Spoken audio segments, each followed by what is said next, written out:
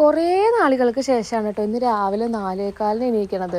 സത്യം പറഞ്ഞാൽ എണീറ്റു എന്ന് പറയാൻ പറ്റില്ല, ഉറങ്ങിയാലല്ലേ എണീക്കുക. നമുക്ക് ഈ എക്സൈറ്റ്മെൻറ്റ് ഓവർലോഡഡ് ആയിട്ട് തലക്കി പിടിച്ച് കഴിഞ്ഞാൽ ഉറങ്ങാൻ പറ്റാത്തൊരവസ്ഥ ഉണ്ടായിട്ടുണ്ടോ? ഏതാണ്ട് അതുപോലെയൊക്കെ തന്നെയാണ്.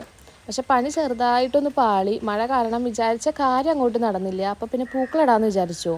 പൂക്കളിട്ട് കഴിഞ്ഞപ്പോഴാണ് ഇതേ മാവയിലും മലയാളി മങ്കിയൊക്കെ കൂടി വന്നിട്ടുണ്ട്. വീടിൻ്റെ അടുത്തുള്ള പിള്ളേരാ. പിന്നെ അവർക്ക് കുറച്ച് പൈസയൊക്കെ കൊടുത്ത് അവരുടെ ഒരു സന്തോഷം. ഞാനും ഇക്കും കൂടിയിട്ട് റെഡി ആവുകയാണേ. അപ്പോൾ എങ്ങോട്ടാണ് പോകണമെന്ന് ചിന്തിക്കുന്നുണ്ടാവും അല്ലേ? ഇന്നൊരു സർപ്രൈസ് ഉണ്ട്.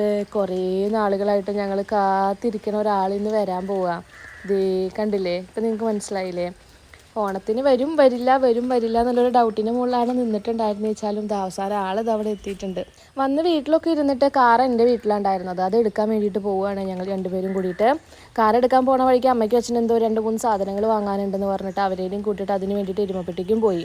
പിന്നെ ഇന്ന് വേറൊരു സന്തോഷം കൂടി ഉണ്ടായിട്ടുണ്ട്. ഞങ്ങളൊരു കൂപ്പൺ എടുത്തിട്ടുണ്ടായിരുന്നു എരുമപ്പെട്ടിയിൽ നിന്ന്. അതിന് ഇക്കുന് 3rd പ്രൈസ് അടിച്ചിട്ടുണ്ട്.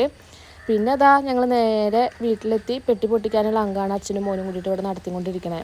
അപ്പോൾ നാളെ തിരുവോണം. അവരെന്തായാലും അവിടെ പെട്ടിയൊക്കെ പൊട്ടിക്കട്ടെ, നമുക്ക് പോയി കിടന്നുറങ്ങാം.